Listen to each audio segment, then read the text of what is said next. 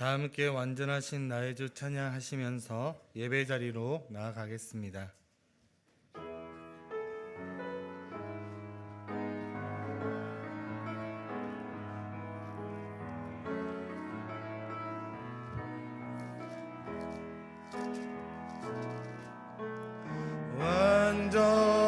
완전하신 나의 주 의의 길로 나를 인도하소서. 행하신 모든 일 주님의 영광 다 경배합니다. 예배합니다. 찬양합니다. 주님만 날 다스리소서. 예배합니다. 찬양합니다. 주님 홀로 빈 받으소서. 아멘. 다 함께 묵상기도 드리겠습니다.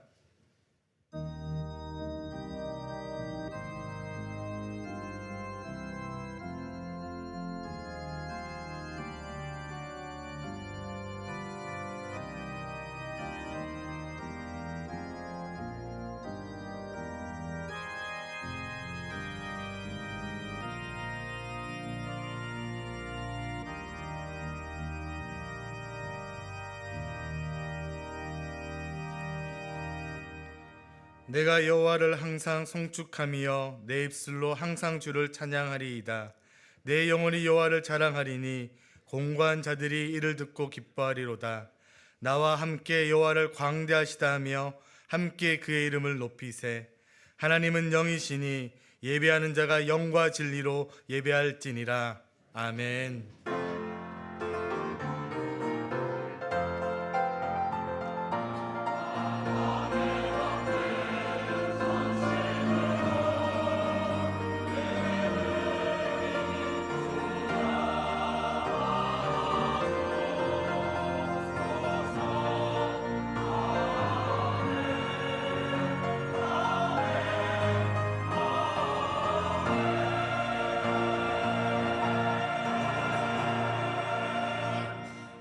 다 함께 자리에서 일어나 찬송가 23장 찬양하겠습니다. 찬송가 23장입니다.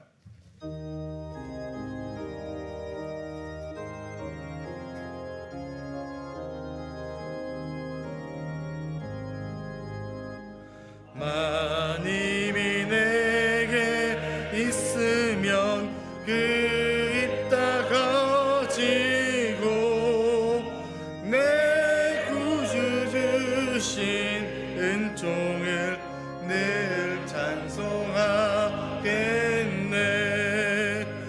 내 은혜로우신 하나님 날 도와주시고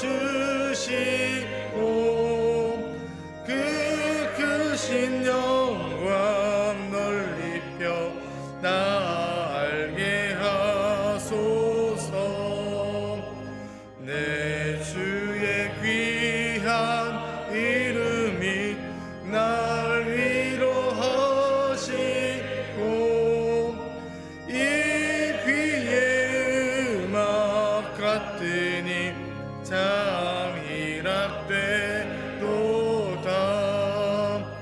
내 죄의 권세 깨뜨려 그 결박 부시고 이 주한 마음을 비로소 못 참게 하겠네.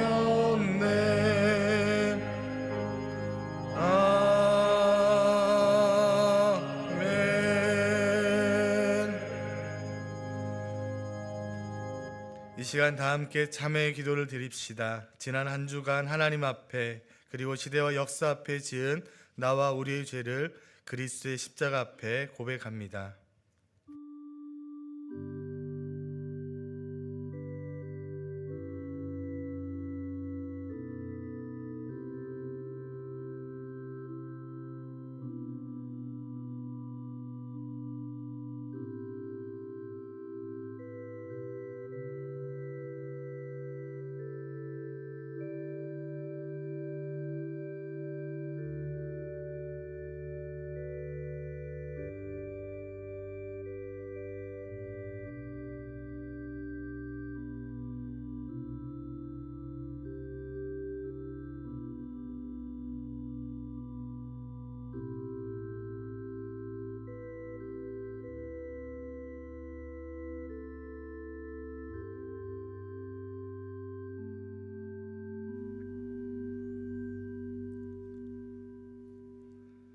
내 이름을 위하여 내가 노하기를 더디할 것이며 내 영광을 위하여 내가 참고 너를 멸절하지 아니하리라. 아멘. 다 함께 주님께서 가르쳐 주신 기도를 고백합시다. 하늘에 계신 우리 아버지, 아버지의 이름을 거룩하게 하시며 아버지의 나라가 오게 하시며 아버지의 뜻이 하늘에서와 같이 땅에서도 이루어지게 하소서. 오늘 우리에게 일용할 양식을 주시고 우리가 우리에게 잘못한 사람을 용서하여 준 것 같이 우리 죄를 용서하여 주시고 우리를 시험에 빠지지 않게 하시고 악에서 구하소서. 나라와 권능과 영광이 영원히 아버지의 것입니다. 아멘. 자리에 앉으셔서 교독문 59번 시편 136편을 교독하겠습니다. 교독문 59번입니다.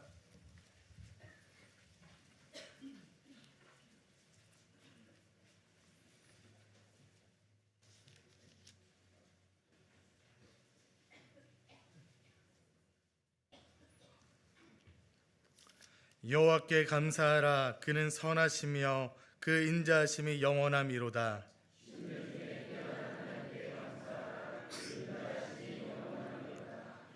주들 중에 뛰어난 주께 감사하라. 그 인자하심이 영원함이로다.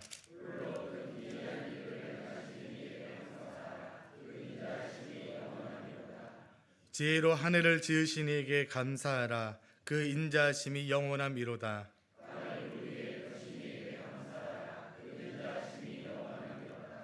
그 밑들을 지으신 이에게 감사하라. 그 인자하심이 영원함이로다.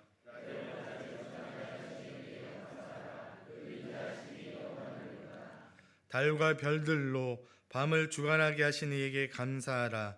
그 인자하심이 영원함이로다.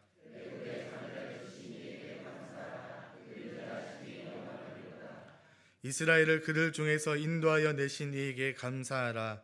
그 인자하심이 영원함이로다.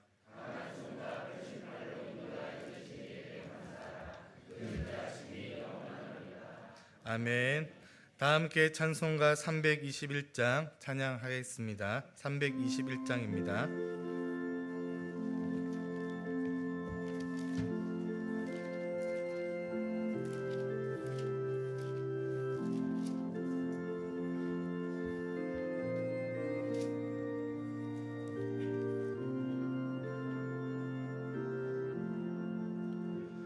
날 대속하신 예수께 내 생명 모두 드리니 늘 진실하게 하소서. 내 구주 예수여, 나 구주 위에 살리라. 내 기쁨 한량없으리. 내 갈 길이 노하소서. 내 구주 예수여, 날 구원하신 예수를 일평생 의지하오니 날 영접하여 주소서. 내 구주 예수여, 나 구주 위에 살리라. 내 기쁨 한량없으리. 내 갈 길이 노하소서. 내 구주 예수여, 주 십자가에 달리사 날 자유하게 했으니 내 몸과 마음을 주 위에 따스게 하소서. 나 구주 위에 살리라. 내 기쁨 한량없으리. 내 갈 길이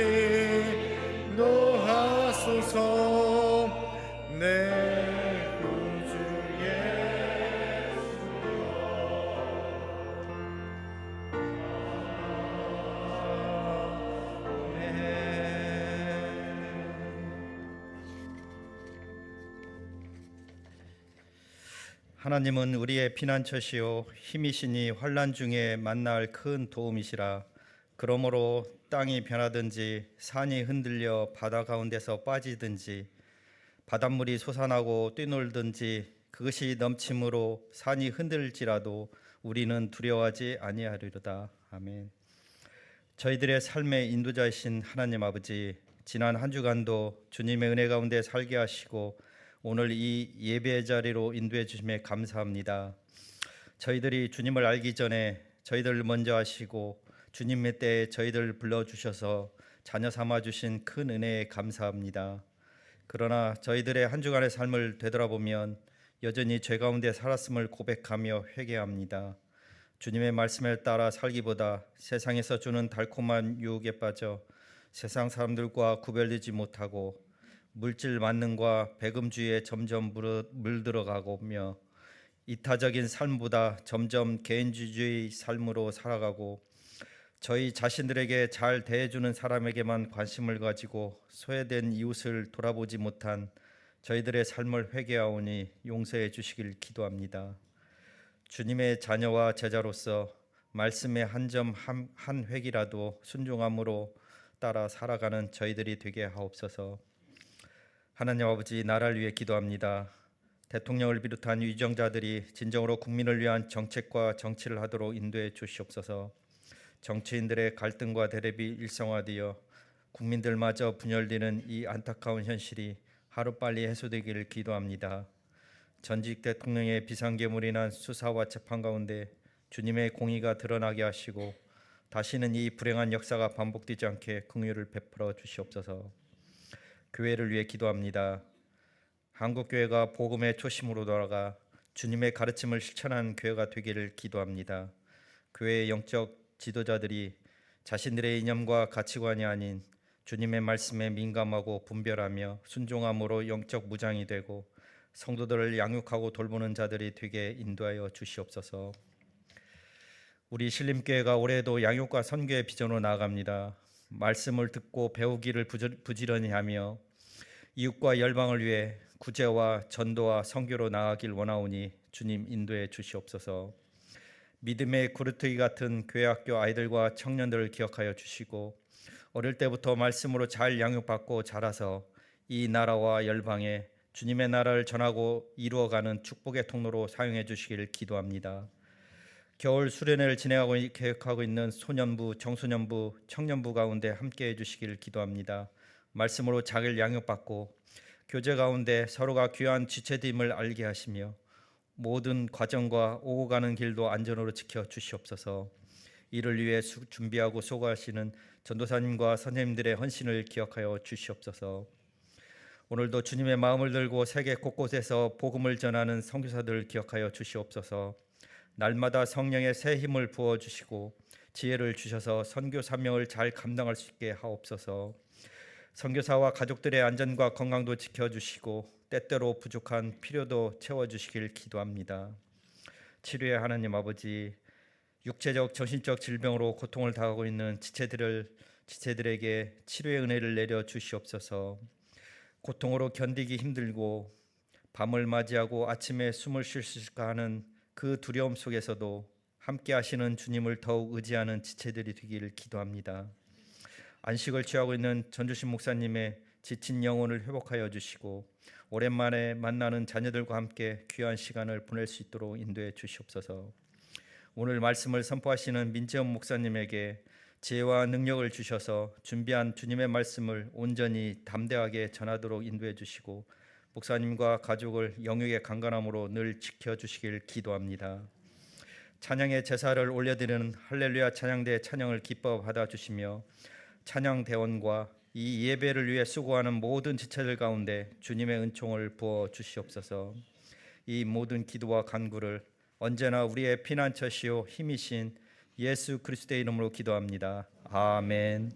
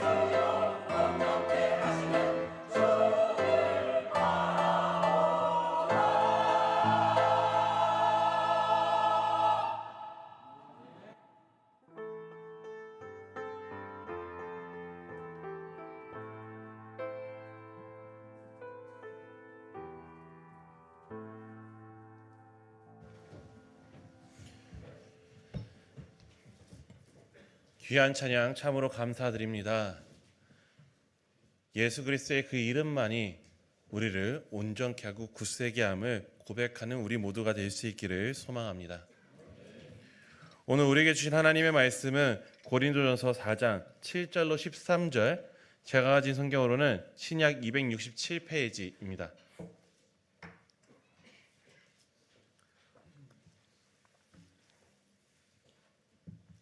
고린도전서 4장 7절로 13절 말씀입니다. 다 찾으셨으면 저 한 절, 여기 계신 분들 한 절 돌아가면서 교독하도록 하겠습니다. 누가 너를 남달리 구별하였느냐? 내게 있는 것 중에 받지 아니한 것이 무엇이냐? 내가 받았은즉 어찌하여 받지 아니한 것 같이 자랑하느냐?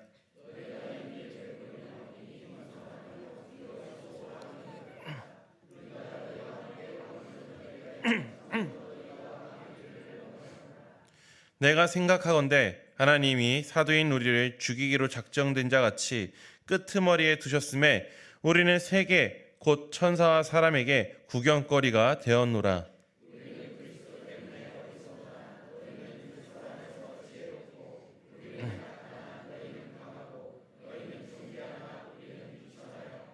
바로 이 시각까지 우리가 줄이고 목마르며 헐벗고 매맞으며 정처가 없고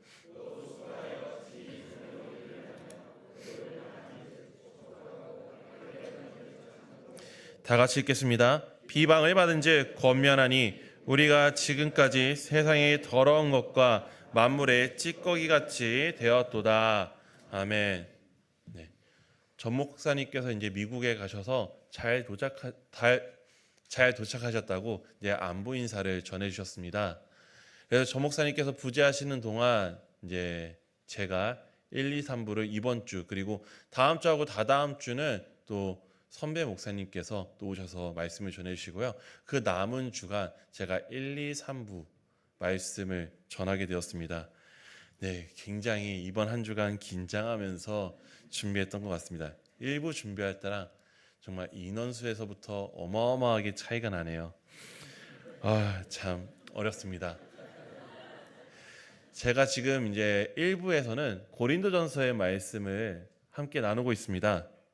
지난 2주간에는 4장 1절에서 6절 말씀을 함께 나누었고요. 오늘은 이제 7절부터 13절 말씀을 함께 나누고자 합니다.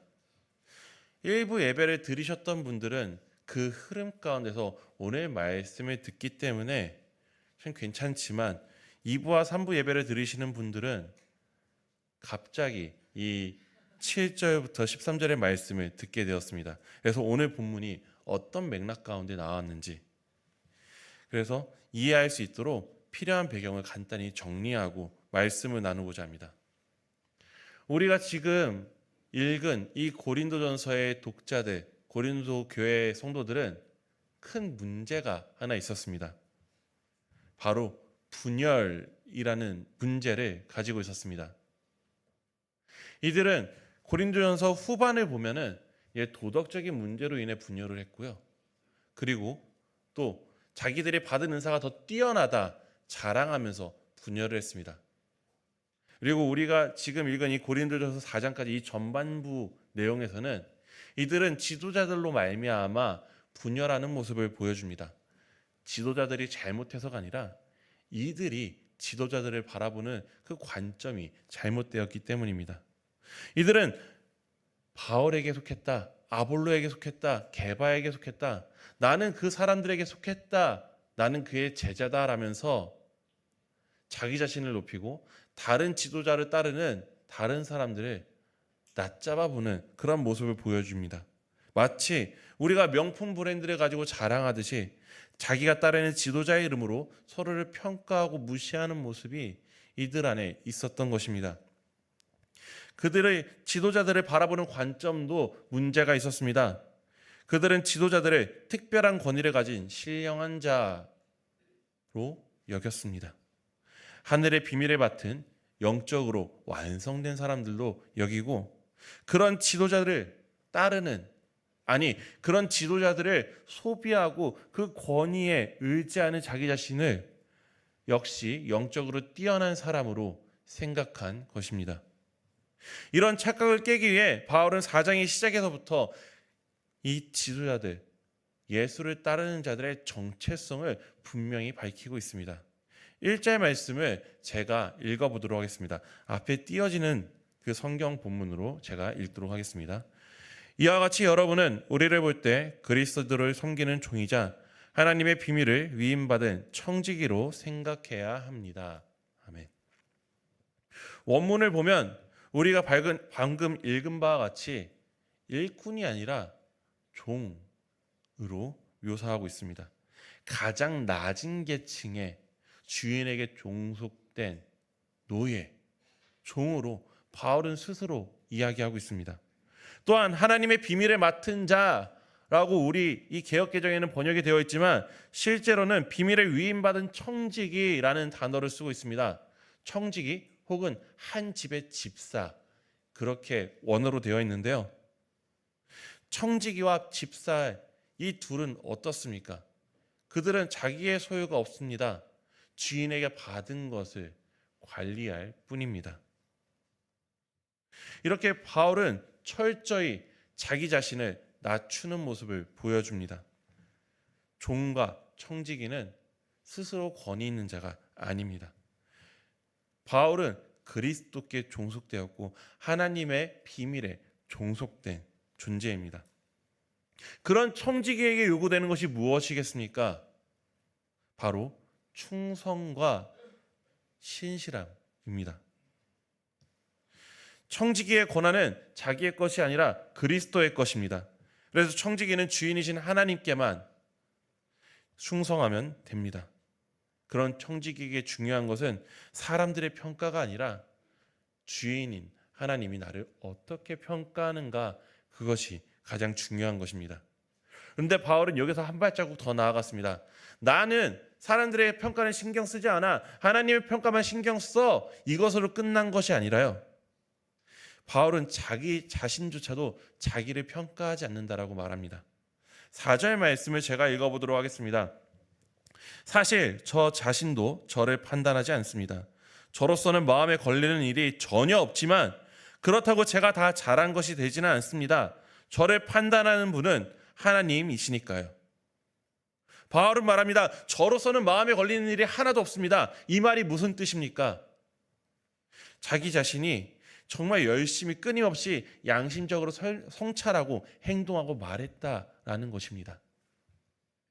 그럼에도 자기가 그렇게 끊임없이 고민하고 행동했음에도 불구하고, 올바로 살려고 고민했음에도 불구하고 최종적인 판단은 하나님께 맡겼습니다. 왜냐하면 바울은 아무리 자기가 성찰하고 열심히 하나님의 뜻대로 살려고 노력해도 완벽하지 않다라는 것을 본인 스스로 잘 알고 있었기 때문입니다. 그래서 바울은 말합니다. 5절 말씀을 같이 앞에 띄어지는 성경으로 읽어보도록 하겠습니다. 그러니 여러분은 주님이 오실 때까지는 무엇을 성급하게 판단하는 태도를 버려야 합니다. 주가 어둠에 감춰진 것을 밝혀내시고 마음속 생각들을 드러내실 것입니다. 그리고 그때 비로소 각 사람에게 맞게 하나님의 칭찬이 주어질 것입니다. 아멘. 여기서 핵심은 주님이 오실 때까지입니다. 최종적인 완성, 최종적인 판단은 예수님이 이 땅에 오시는 그날 이루어진다라고 말하고 있습니다. 그리고 바울은 말합니다. 지금은 그럴 때는 아닙니다. 청지기는 평가받지 않는 사람일 뿐만 아니라 판단의 자리를 자기가 갖고 있는 게 아니라 하나님께만 맡겨드리는 자가 청지기입니다. 최종 그 판단을 주님이 오시는 그날까지 기다리는 사람이 청지기라는 것입니다. 여기까지가 지난 2주간 4장 말씀을 통해서 말씀을 나눴던 그 핵심 내용입니다. 그런데 고린도 교회 성도들은 여전히 이 청지기로서의 정체성을 망각하고 있습니다. 그들은 하나님의 은혜를 받은 것들을 마치 자신의 것인 양 착각하며 살아갑니다. 자신이 가진 은사, 자신이 누리는 영적인 풍요로움, 이것들을 자신이 노력으로 얻은 것처럼 자기가 누릴 자격이 있는 것처럼 착각했습니다. 더 나아가 그들은 세속적인 기준으로 서로를 평가하고 경쟁했고 심지어 자신은 이미 왕처럼 되었다고, 이미 배부르다고, 부유해졌다고 착각했습니다. 최종 완성이 주님이 오시는 그날임을 잊어버린 것입니다. 바울은 오늘 본문에서 이 고린도 성도들을 향한 신랄한 풍자를 통해 그들이 가진 착각이 얼마나 허황된 것인지를 말하고 있습니다.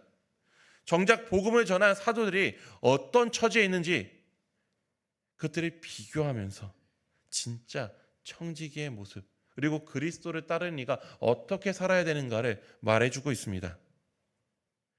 바울은 먼저 고린도 성도들이 놓치고 있는 부분을 짚고 넘어가는데요. 7절 말씀을 같이 읽어보도록 하겠습니다. 누가 여러분을 서로 비교하게 만들었습니까? 여러분이 가진 것 중 받지 않은 것이 하나라도 있습니까? 받은 것이라면 왜 받은 것이 아닌 것처럼 자랑합니까?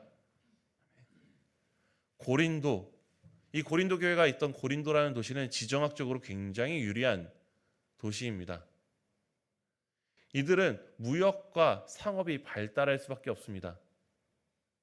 물질이 최고의 가치로 여겨지는 도시였습니다. 그러다 보니 당연히 경쟁이 치열했습니다. 자연스럽게 사회적인 서열이 나눠졌습니다.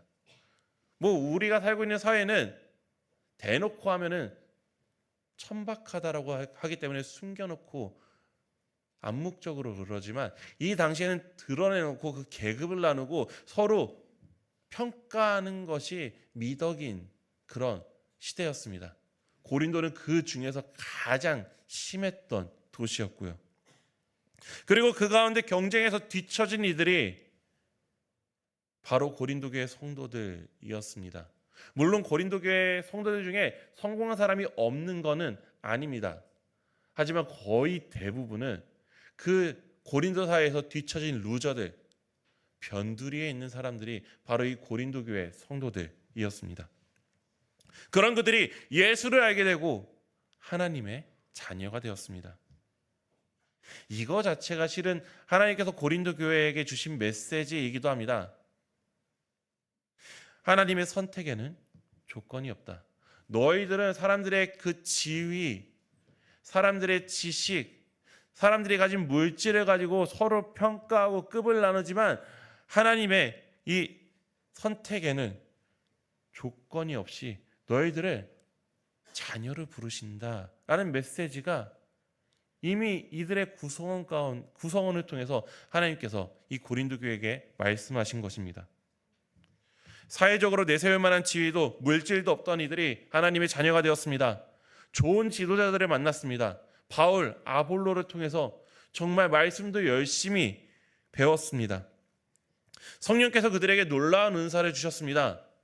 고린도 교회가 정말 풍성한 은사 가운데 있었다라고 성경은 말합니다. 이들의 삶은 하나님 안에서 풍족해졌습니다. 그럼 이들이 누리고 있는 것은 어디로부터 온 것입니까? 바로 하나님입니다. 하나님의 조건 없고 차별 없는 그 은혜로 말미암아 그들은 이 은혜를 누리고 있는 것입니다. 처음에는 이 은혜로 인해 감사했을 것입니다. 그런데 시간이 지나면서 여기 있는 우리 모두 동일하게 경험했듯이 그 은혜는 흐릿해져 갔을 것입니다. 내가 누리고 있는 것들이 처음에는 은혜로 받아들여졌지만 시간이 지나면서 당연한 것으로 여겨집니다. 은혜에 대한 감각이 무뎌진 것입니다. 그렇게 무뎌진 채로 이들은 계속해서 세속적인 고린도 사회 가운데 노출되어 살아갑니다. 밖에 나가면은 여전히 그 예전의 서러움이 그들을 자극합니다. 세상의 기준으로 보면 여전히 그들은 변두리에 있는 루저들이기 때문입니다. 그런데 교회 오면 어떻습니까? 아이고 형제님, 자매님 하면서 존중받고 또 은사도 나타납니다. 여기가 문제의 시작점입니다. 그들은 자기가 가진 은사들과 교회에서 가지고 있는 지위가 자기가 스스로 얻은 것처럼 자랑할 만한 것인 것처럼 착각하기 시작한 것입니다. 그리고 자신을 소외시키던 그 세상의 서열 문화를, 그러니까 비교와 차별의 그 방식을 그대로 교회 안으로 가져왔습니다. 은혜를 잊어버린 그들은 받은 것을 마치 자기 것인 양 자랑하면서 교회 안에서조차 세상의 방식으로 서로 판단하고 나누기 시작한 것입니다. 이 지점이 우리가 경각심을 가져야 될 지점입니다. 우리가 누리고 있는 그 모든 것들은 당연한 것이 아닙니다. 이 말씀을 준비할 때 송구영신 예배 때 전 목사님께서 말씀하셨던 내용이 기억이 납니다. 그때 전 목사님께서 말씀하셨던 내용은 자본에 관련된 내용이었는데요. 이 사회의 자본은 한정되어 있다. 우리가 한도 이상으로 누리고 있다면 그 누리는 것은 다 누군가에게 가야 하는 것을 내가 더 움켜쥐는 것이다. 그러니 가슴 아파하고 부끄러워해야 한다라는 말씀이 떠올랐습니다. 누리면서 살고 있다면 그것도 당연한 것이 아니다라는 것이겠죠. 하지만 이 말씀은 이 시대를 살아가고 있는 이들에게는 와닿지 않는 듯합니다. 장리형 세대는 겉으로는 이제 아닌 듯하지만 속으로 우리의 삶 가운데 그런 모습들이 나타나고 있고, 청년 세대는, 지금 20대 세대는 아예 대놓고 이것을 받아들이지 못하는 모습들을 보여주기도 합니다. 내가 열심히 해서 내 노력으로 얻은 것으로 생각을 합니다. 그리고 자기만큼 누리지 못하는 이들은 함부로 그들이 성실하지 못한 이들, 도움받을 자격도 없는 이들이라고 평가하는 모습을 종종 볼 때가 있습니다. 얼마 전 한 청년과 대화했던 내용이 떠오릅니다. 이 청년은 정말로 열심히 공부해서 학원도 가지 않고 그냥 본인이 정말 열심히 공부해서 좋은 대학에 간 청년입니다. 그 좋은 대학에 가보니까 자기 빼고 대부분의 학생들이 부잣집 애들이었답니다. 시간당 몇백만 원씩 하는 입시 컨설턴팅을 받고 비싼 과외와 학원이라는 지원을 받고 그 학교에 입학해 놓고서는 자기가 열심히 노력해서 이 학교에 온 거다, 그 정도 지원은 부모라면 당연히 해줘야 되는 것이다 라는 말을 했다고 합니다. 공감 능력이 정말로 없는 모습인 거죠. 이 친구는 학원도 없이 그 학교에 갔다 보니 상대적인 박탈감이 들었다라고 이야기하는 것을 보았습니다. 이처럼 우리가 누리고 있는 것이 정말 그것이 당연한 것이라고 착각하고 살아갈 때가 많습니다. 내가 이것을 누릴 자격이 있다라고 말할 때가 많습니다. 우리 기독교인들이 기도할 때 가장 많이 기도하는 것이 무엇입니까? 하나님 내게 복 주세요. 근데 이 복이 결국에 무엇입니까? 대부분 물질의 축복을 이야기하지 않습니까? 물론 이런 물질의 축복을 받는 이들이 있습니다. 그런데 하나님께서 그 물질적인 축복을 주는 데는 분명한 이유가 있습니다. 네가 다른 사람한테 가야 될 것들을 쥐고 있으니까 나누라는 그런 의도로 하나님께서 그에게 물질의 축복을 주신 것입니다. 다른 사람이 돈으로 인해 하나님의 영상이 존중받지 못하는 일이 없도록 하라는 말입니다. 그런데 그가 그 목적에서 눈을 돌린다면 그 축복은 저주와 같이 돌아올 것입니다. 오늘 고린도 교회 성도들이 겪은 문제와 같이 교만해질 수밖에 없기 때문입니다. 이것을 저 같은 사역자에게도 대입해 볼 수 있을 것 같습니다. 저는 이 신림교회에서 사례비를 받고 생활을 합니다. 그리고 정말 감사하게 사택을 또 허락해 주셔서 그 사택에서 살아가고 있습니다. 제가 이 신림교회 와서 결혼도 했고요. 또 우리 첫째 아들 태아도 가지게 되었습니다. 그 가운데 우리 신림교회 성도님들이 얼마나 많이 도와주셨는지 모릅니다. 정말 많은 도움을 제가 이 교회에서 받았습니다. 이것은 크게는 하나님의 은혜고 작게는 우리 교회 성도님들의 헌신입니다. 그리고 사역자인 저에게는 부끄러움이고 은혜입니다. 그런데 이것을 내가 열심히 일해서 벌은 사기라고 생각을 한다면, 마땅히 받아야 될 것이라고 생각한다면 그것은 얼마나 큰 비극입니까? 실제로 어느 부자 동네에서 사역하고 있는 한 선배 목사님이 동기들에게 이렇게 자랑했다고 저한테 자랑한 것을 들은 적이 있습니다. 내 사택이 너희들 교회보다 비쌀걸? 얼마나 큰 비극입니까? 그런 우리에게 바울은 말합니다. 여러분이 가진 것 중 받지 않은 것이 하나라도 있습니까? 받은 것이라면 왜 받은 것이 아닌 것처럼 자랑합니까? 여러분이 누리고 있는 것이 여러분 것이라고 착각하지 마십시오라고 바울은 말하고 있습니다. 우리가 누리고 있는 이 모든 것들이 다 하나님으로부터 말미암은 것입니다.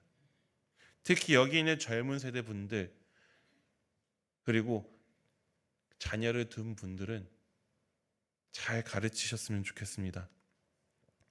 여러분이 그렇게 열심을 다할 때 그 열심으로 결실을 맺기까지 하나님께서는 부모님을 통해서 지원을 해주시고, 교회를 통해서 지원해주고, 나라를 통해서 지원해주시고, 그 일에 감당할 수 있도록 건강을 주셨다는 사실을 기억하라고 가르쳤으면 좋겠습니다. 하나님께서 이 모든 것을 주시지 않았다면 우리는 그 모든 것을 누릴 수 없는 사람들임을 우리는 기억해야 합니다. 바울은 이제 그렇게 은혜를 망각하고 착각에 빠진 고린도 교회 성도들을 신랄하게 풍자하면서 비판합니다. 8절부터의 말씀, 8절부터 13절 말씀은 깁니다만 한번 같이 읽어보도록 하겠습니다. 여러분은 이미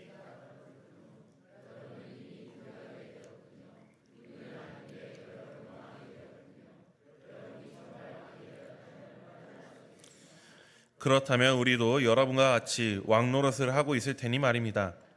제가 보기에는 하나님이 사도인 우리를 곧 처형될 사람들처럼 개선행렬의 제일 마지막 곧 죽음으로 끌려가는 포로들의 자리에 전시하신 것 같습니다. 우리가 검투 경기장의 노예들 같이 세상과 천사들과 사람들에게 구경거리가 되었으니 말입니다. 우리는 그리스도 때문에 어리석은 사람이 되었는데 여러분은 그리스도 안에서 지혜롭군요. 우리는 약한데 여러분은 힘이 있군요. 여러분은 이미 영예로운데 우리는 이름 없는 존재군요. 지금 이 순간까지 우리는 배고프고 목마르고 헐벗고 얻어맞고 정처 없이 떠돕니다. 고생하면서 우리 손으로 일합니다. 욕을 먹어도 우리는 복을 빌어줍니다. 괴롭힘을 당할 때도 참아냅니다. 헐뜯는 말을 들어도 차분하게 권고합니다. 이렇게 우리는 지금까지도 세상의 쓰레기와 같은 모든 것의 찌꺼기 같은 존재로 살아왔습니다. 아멘. 바울은 여기서 여러분, 그러니까 고린도 교회 신자들과 우리 사도들을 이렇게 비교했습니다. 여기서 여러분에 해당하는 말을 한번 모아보도록 하겠습니다. 이미 배가 불렀습니다. 이미 부유하게 되었습니다. 이미 왕처럼 되었습니다. 여러분은 지혜롭게 되었군요. 여러분이 힘이 있군요. 여러분은 영예롭군요. 그런데 여기서 바울이 강조하는 한 단어에 우리가 집중해 보아야겠습니다. 제가 강조하면서 읽었던 이미라는 단어입니다. 고린도 성도들이 이미 배가 불렀습니다. 이미 부유해졌습니다. 이미 왕이 되었다라고 착각했습니다. 하지만 바울이 가르쳤던 그 가르침들을 한번 떠올려 보십시오. 바울의 복음에서 구원은 이미 시작되긴 했지만 완성된 것은 아닙니다. 성도들이 누릴 풍성함, 왕 같은 제사장의 영광, 하나님 나라에서 누릴 부유함과 권세는 아직 오지 않은, 장차 이 땅에 예수님께서 다시 오시는 그때에 주어질 상급이라고 바울은 끊임없이 가르쳐 오지 않습니까? 바울은 말합니다. 지금이 여러분이 그렇게 누릴 때는 아닙니다 라고요. 지금은 고난을 견디며 십자가를 지고 세상의 비난을 감내하는 시간입니다 라고 바울은 말합니다. 한 교수는 이 본문을 가지고 이렇게 말합니다. 그리스도인들은 고난을 먹이로 살아가는 존재들이다 라고까지 말을 합니다. 빌립보서에서도 바울은 고백합니다. 그는 자신이 이미 얻었다거나 이미 완전하게 되었다라고 생각하지 않았습니다. 그는 오히려 앞에 놓인 결승점을 향해 전력으로 달려가는 사람이었습니다. 그렇게 전력으로 고군분투하는 삶을 살았다는 고백이었습니다. 그런데 고린도 성도들은 마치 이미 결승점에 도착한 것처럼, 이미 왕처럼 다스리는 것처럼 행세했습니다. 이것이 얼마나 큰 착각인지를 바울은 보여주려고 바울 자신이 겪은 그 고난에 대해서 이야기합니다. 성경에 나오는 그 고난 말이에요. 바울은 그 말을 시작하면서 이렇게 말합니다. 여러분들은 그렇다고요? 우린 아닌데. 이렇게 우리는 아닌데라고 하면서 말합니다. 우리는 곧 처형될 위기에 있습니다. 노예 검투장의 구경거리와 같은 신세일세. 세상과 천사들에게까지 구경거리가 된다 말할 정도로 고난이 심하다네. 우리는 그리스도로 말미암아 어리석게 되었고 우리는 약해졌네. 우리는 이 세상 가운데 이름도 없네. 배고프고 목마르고 헐벗고 얻어맞고 정처 없이 떠돈다네. 우리는 사도들로서 여러분에게 경제적인 후원을 요청할 권리가 있지만 우리 손으로 일하고 있다네. 사람들이 우리를 욕해도 우리는 위로의 말을 건넨다네. 괴롭혀도 참는다네. 헐뜯어도 차분하게 권고한다네. 그렇게 우리는 이 세상에서 쓰레기 같은 취급을 받는다네. 고린도 교회 성도들이 바울과 아볼로를 갖다 대면서 자기를 높이려고 했던 것과 완전 대조되는 말을 하고 있습니다. 고린도 성도들은 바울과 아볼로를 자기에게 가져다 대며 우리가 그들에게 속했기 때문에 우리는 더 뛰어나다네 라고 이야기를 했습니다. 하지만 그들의 자부심이었던 바울과 아볼로가 처한 현실은 정반대였습니다. 바울은 말합니다. 여러분들은 스스로 영적이라는 자부심을 가지고 있고 그로 인해 배부르고 왕 같은 그런 기분을 느꼈지만 그 느낌은 복음의 삶과 아무런 관련이 없습니다. 오히려 그것은 다른 사람을 내 아래에 두고자 하는 세속적 욕망의 결과물이며 착각에 불과합니다 라고 바울은 말하고 있는 것입니다. 고린도 성도들은 자신들의 비교의식과 우월의식에 취해 스스로를 높였습니다. 바울은 그런 그들과 반대로 종과 같은 모습, 노예의 모습을 보여주고 있습니다. 노예 검투사 같이 구경거리가 되었습니다. 그 구경거리가 된 모습이 어떤 모습이었습니까? 배고프고 목마르고 헐벗고 얻어맞고 떠돌이 신세, 심지어 배를 타고 가다가 난파당해가지고서 바닷속을 떠돌았던 그 신세였습니다. 그런데 바울은 우리에게 말합니다. 그것이 그리스도의 종으로서, 청지기로서 여러분이 살아야 될 삶의 모습이기도 합니다 라고요. 바울이 지금 말하고 있는 성도로서의 모습, 종으로서의 모습을 볼 때 우리는 반드시 배워야 할 것이 있습니다. 우리가 권리처럼 누리고 있는 것, 물론 우리는 마음의 평안함을 어느 때나 가지고 있어야 되지만 우리의 육신의 평안함, 이것이 계속된다면 그 평안은 착각일지도 모른다는 사실을 우리는 기억해야 합니다. 우리 교회는 지난 주간 새벽 기도 시간 마태복음의 산상수훈 말씀을 들었습니다. 산상수훈에서 가장 익숙한 구절이 어떤 구절들입니까? 팔복과 관련된 구절이죠. 그 팔복의 가장 첫 번째 말씀 마태복음 5장 3절은 이렇게 말합니다. 심령이 가난한 자는 복이 있나니 천국이 그들의 것이며. 마침 제가 이 본문을 가지고 그날 설교를 했거든요. 심령이 가난한 자는 복이 있나니 천국이 그들의 것이며. 근데 그날 밤에 아내가 저한테 물어보더라고요. 오늘 그 부분을 잘 다루지 않았는데 여기서 말하는 심령이 무슨 뜻이야? 뭐 심령 사진할 때 그 심령 아니야? 잘 안 와닿아. 여러분들은 어떻습니까? 심령이 가난한 자가 복이 있다. 두루뭉실하게 말고요. 확실하게 와닿습니까? 그래서 제가 그 말을 듣고 한번 원어를 찾아봤습니다. 원어를 뒤져보니까 이 심령으로 번역된 단어가 우리에게 익숙한 푸뉴마라는 단어더라고요. 이 푸뉴마는 두 가지 뜻으로 해석이 됩니다. 영어로 번역될 때 스피릿 혹은 하트로 그렇게 번역이 됩니다. 스피릿, 헬라인들에게는 영으로 번역이 됐을 거고요. 기독교인들에게는 홀리 스피릿, 성령으로 번역됐을 것입니다. 그러니까 이 성경에서는 성령과 하트, 마음으로 이 푸뉴마를 번역해 온 것입니다. 아마 이 심령이 가난한 자라는 표현은 전자, 성령이라는 번역을 신경 써서 이 심령으로 번역된 것 같은데, 그럼 바꿔서 한번 이야기해 보도록 하겠습니다. 성령이 가난한 자는 복이 있다? 와닿으십니까? 그래서 이 전체 이 원어 맥락을 보면 이 푸니마라는 단어 앞에 하나의 정관사가 붙습니다. 그리고 그 정관사를 고려해서 그리고 마음이라는 번역으로 사용해서 번역하면은 이런 번역이 나옵니다. 한번 띄워주시겠습니까? 이거 다음입니다. 그 마음으로부터 우러나와 자발적으로 가진 것을 포기하며 가난을 선택한 자는 복이 있나니. 확 와닿는데 쉽지는 않죠. 우리가 실천하기는 참 어려운 말을 성경은 하고 있습니다. 지금 누리고 있는 것이 내가 당연히 누려야 될 것이 아니라 하나님께서 우리에게 맡겨주셨다는 것을 알고 포기하는 삶, 고난은 택하는 삶이 복이 있다라고 예수님께서는 가르쳐 주셨습니다. 바울의 삶도 실제로 그랬습니다. 앞서 말했던 바와 같이 바울은 사도로서 제자들에게, 성도들에게 내가 생활할 수 있도록, 내가 전도할 수 있도록 지원해 주십시오, 이렇게 요청할 수 있었습니다.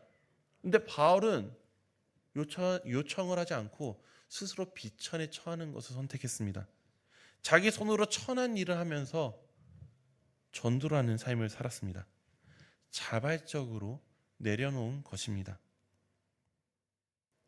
믿음의 선배인 C.S. 루이스도 구제와 관련해서 비슷한 통찰을 내놓습니다.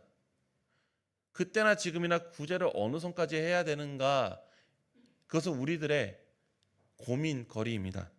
C.S. 루이스는 이렇게 말합니다. 여러분이 누리고 있는 것을 포기하는 선까지 구제하십시오. 이것도 같은 의미일 것입니다. 여러분이 누리고 있는 재능들, 여러분이 누리고 있는 시간들, 여러분이 누리고 있는 물질들, 그것들을 여러분이 어느 정도까지 포기하는 선까지 구제하라. 왜? 그것은 여러분이 당연히 누려야 될 것이 아니기 때문에. 이 말씀을 준비하다 보니까 떠오르는 분이 있습니다. 지난 연합여전도회 때 잠깐 언급했던 분인데요. 제가 유럽권에 선교지에 있을 때 저희 선교단체에 한 목사님이 계셨습니다. 그분은 원래 사랑의 교회에서 청년부 전체를 담당하던 목사님이었습니다. 우리가 알고 있는 그 사랑의 교회가 맞습니다. 몇천 몇만 명을 목양하는 목사님이었어요. 이분이 우리 선교단체하고 연결된 이유도 그 사랑의 교회 때문이었습니다.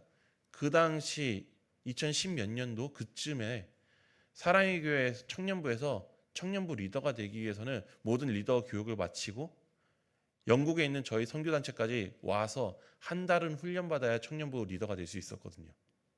그로 인해 이제 우리 선교단체가 그 목사님이 연결이 되었는데, 이분이 그 어떻게 보면 세상적인 기준으로 보면은 풍족한 그 사역지, 어떻게 보면 교회에서도 그러면 안 되지만 우러러보는 그 사역지를 내버려 두고 선교지에 온 이유를 저희한테 이야기해 주셨는데요. 어느 날 사모님이 목사님한테 물었답니다. 여보, 지금 우리 너무 편한 거 아니야? 이거 뭔가 잘못된 것 같아. 그 말을 듣고 즉시로 사임을 하고 바로 선교지로 왔다라는 그 고백을 들었습니다. 그리고 제가 그 고백을 떠올릴 때마다 참 부끄러운 마음이 듭니다.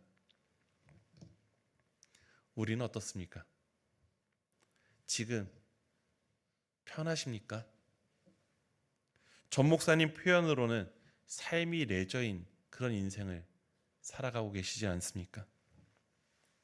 그렇다면 지금 우리는 청지기로서 잘못 살고 있는지 한번 돌아봐야 합니다. 우리가 누리고 있는 이 모든 것들이 착각이 아닌지 살펴보아야 합니다. 여러분도 구역 모임에서 어떤 자랑들을 하십니까?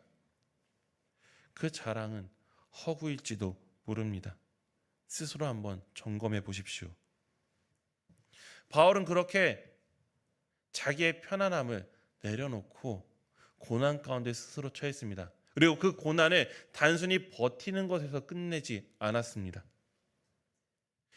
선택하고 견디면서도 청지기로서 품어야 할 그 품위를 지키는 모습을 보여줍니다. 세상은 바울을, 그러니까 십자가의 전달자를 악하게 대했습니다.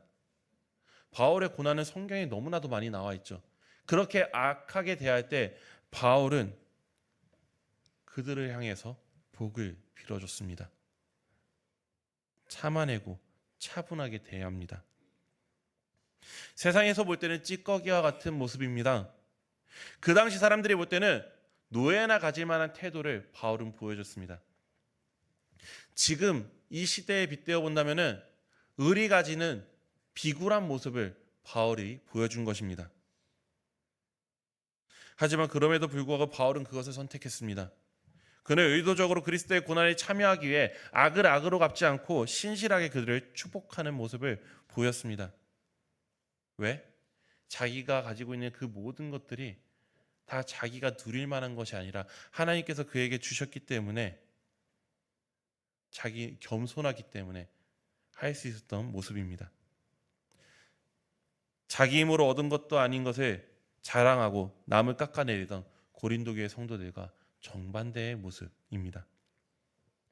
우리는 어떻습니까?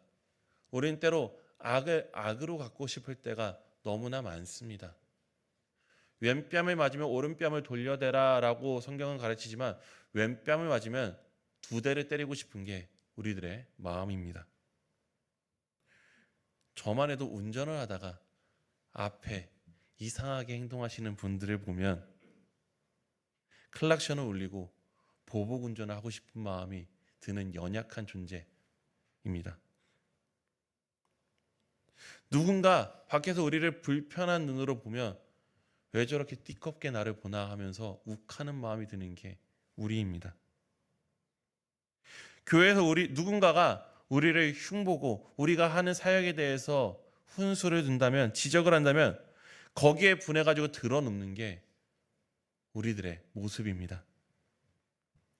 이 세상을 살다가 불합리한 일을 당하면 억울해서 발을 동동 구르는 게 우리들의 모습 아닙니까? 그런 우리에게 바울은 여러분이 겪고 있는 고난은 당연한 것이고 그 가운데 단순히 견디는 것을 넘어서서 품위를 잃지 말아야 한다고 말합니다. 왜냐하면 우리는 종이고 청지기이기 때문입니다. 우리가 품위 있게 산다는 것은 그리스도의 이름을 높이는 것이기 때문입니다. 이렇게 오늘 우리는 고린도 성도들의 착각과 바울의 현실을 대조해 보았습니다. 그리고 진짜 청지기 종의 모습이 무엇인지를 보았습니다.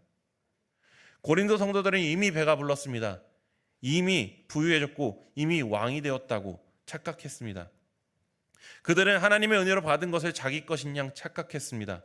그리고 그것으로 서로를 비교하며 경쟁하는 모습을 보여주었습니다. 하지만 복음을 전한 바울의 현실은 완전 정반대였습니다. 배고프고 목마르고 헐벗고 정처 없이 떠돌았습니다.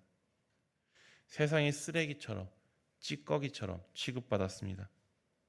그럼에도 그는 그를 욕하는 자를 축복하고 괴롭히는 자를 참아냈습니다.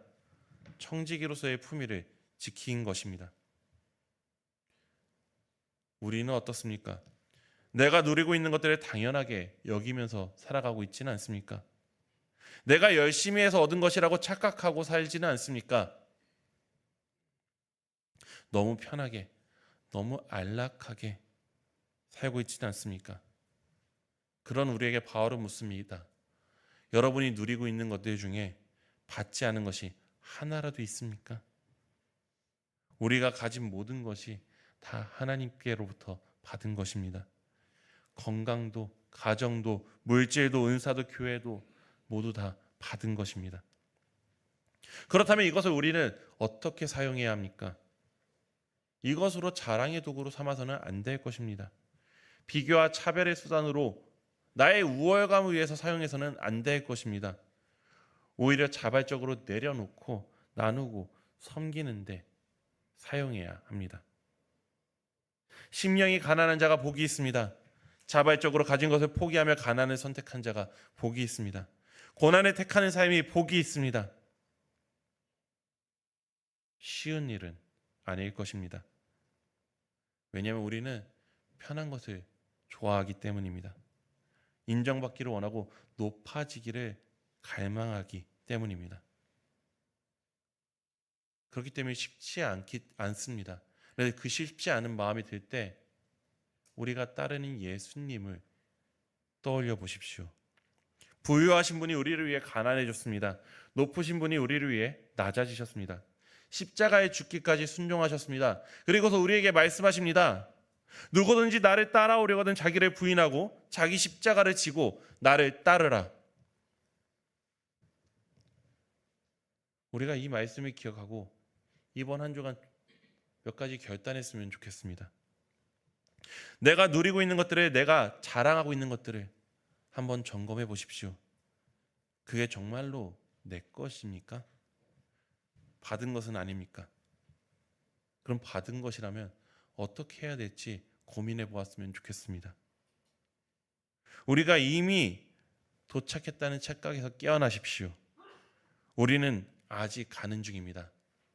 아직 견뎌야 할 고난이 있어야 합니다. 져야 할 십자가가 있어야 합니다.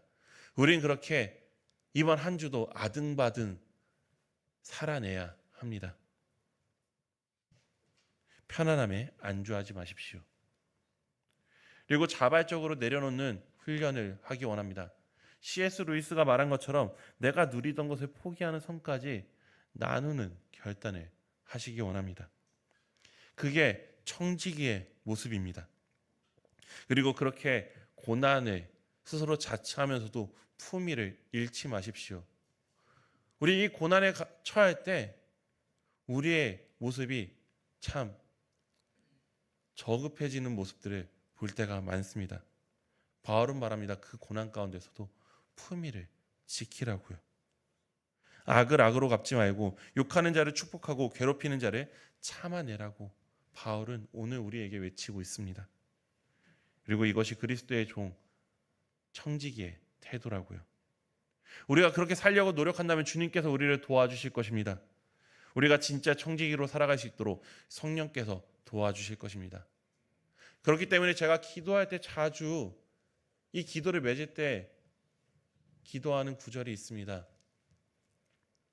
나는 너무나도 연약하니 성령님 나의 말과 행동과 생각을 주장하여 주시옵소서.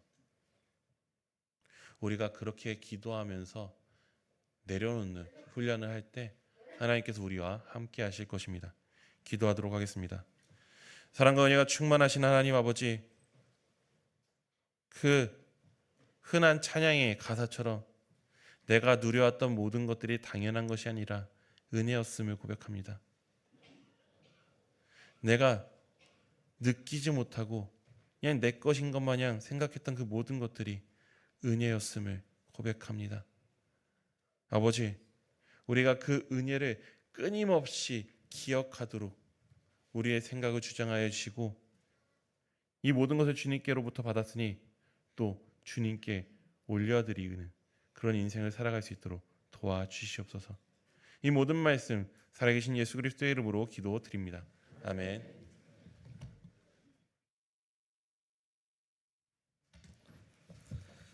말씀을 기억하시면서 찬송가 212장 함께 고백하겠습니다.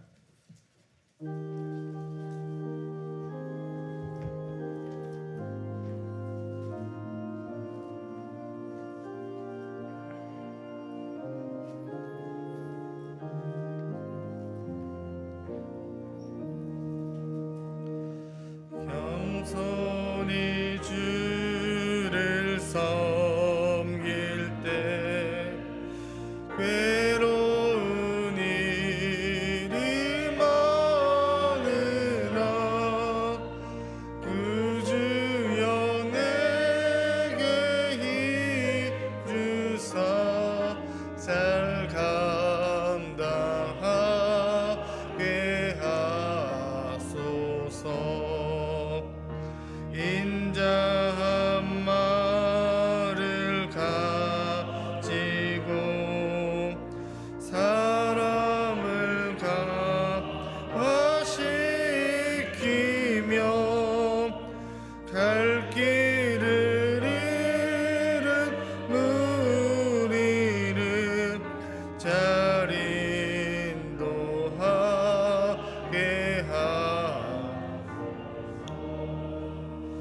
그 주의 귀한 은혜를 깨달게 하시고 굳건한 믿음 주셔서 늘 승리하게 하소서. 장래의 영광 비추사 되게 하시고 구주와 함께 살면서 참 평강 얻게 하소서.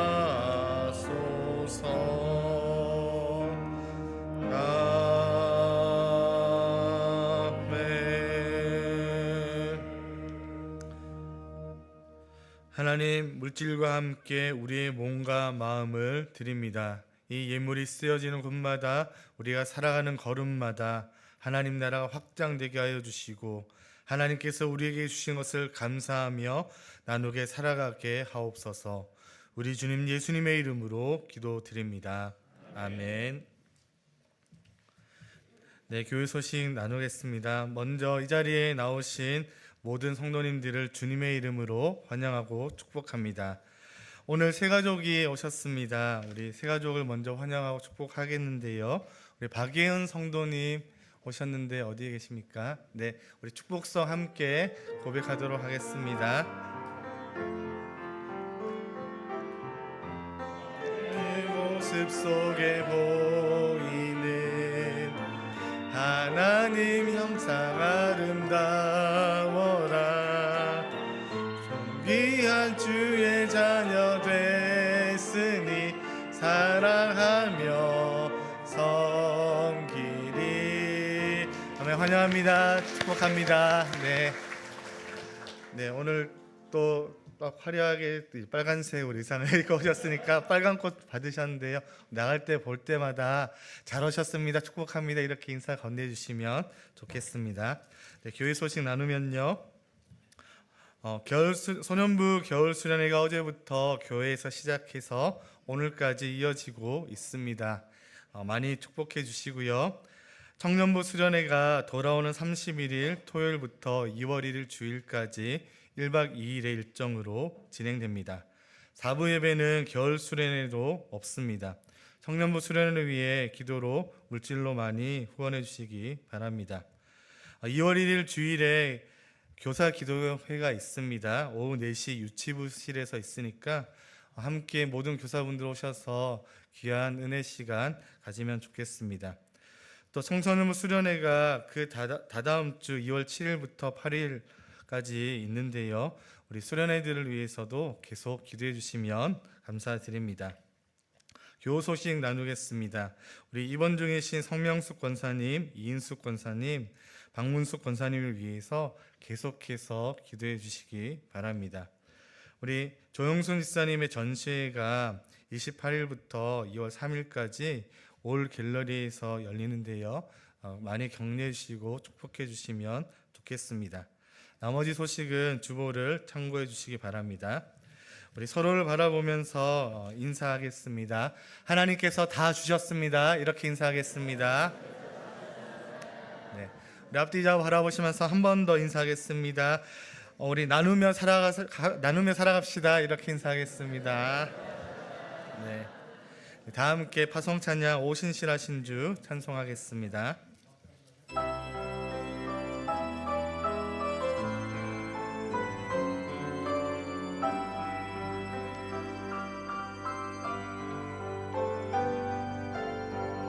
하나님 한 번도 나를 실망시킨 적 없으시고 언제나 공평과 은혜로 나를 지키셨네. 오신실하신 주, 오신실하신 주, 내 너를 떠나지도 않으리라, 내 너를 버리지도 않으리라. 약속하셨던 주님, 그 약속을 지키사 이후로도 영원토록 나를 지키시리라 확신하네. 모두 자리에서 일어나 고백합시다. 지나온 모든 세월들 돌아보아도 그 어느 것 하나 주의 손길 안 미친 것 전혀 없네. 오신실하신 주, 오신실하신 주, 내 너를 떠나지도 않으리라, 내 너를 버리지도 않으리라. 약속하셨던 주님, 그 약속을 지키사 이후로도 영원토록 나를 지키시리라 확신하네. 나를 지키시리라 확신하네.